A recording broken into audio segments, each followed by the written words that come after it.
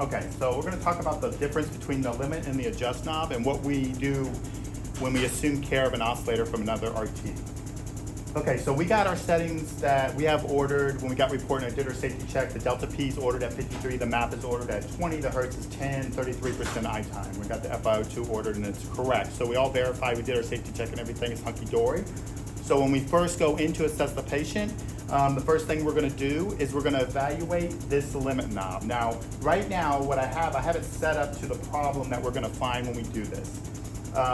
So I'm gonna come in and I got a map of 20 that matches, but the first thing I'm gonna do is look at my limit and I'm gonna note where the reference is, where that point is pointing at, so I could get back to it if I need to, or I use my finger instead of that 12 o'clock, however you wanna do it.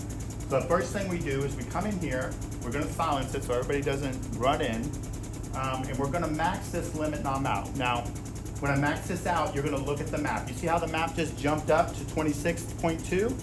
This limit knob is supposed to be used as a pop-off. It's not supposed to control that map. So if the machine is set right, and I came in and this was sitting right here, and I maxed it out, the map really shouldn't move at all. It might move a tiny smidge, but it's not gonna move a lot, and that's how it's supposed to be set.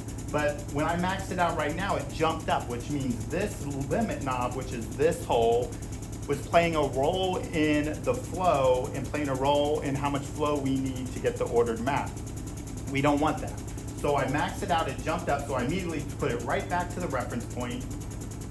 So I get my map back to the 20 that it is.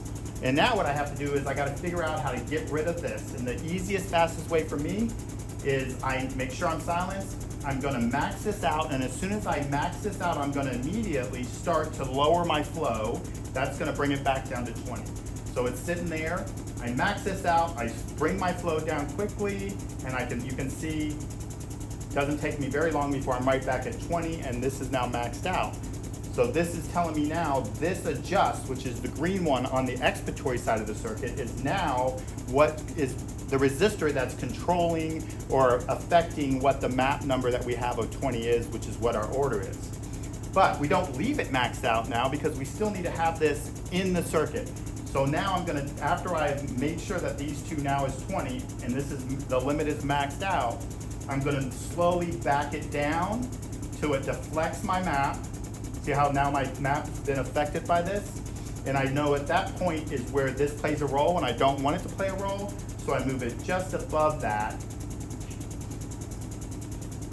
And I know that the limit is now actually being used as a pop-off at some setting above my order 20.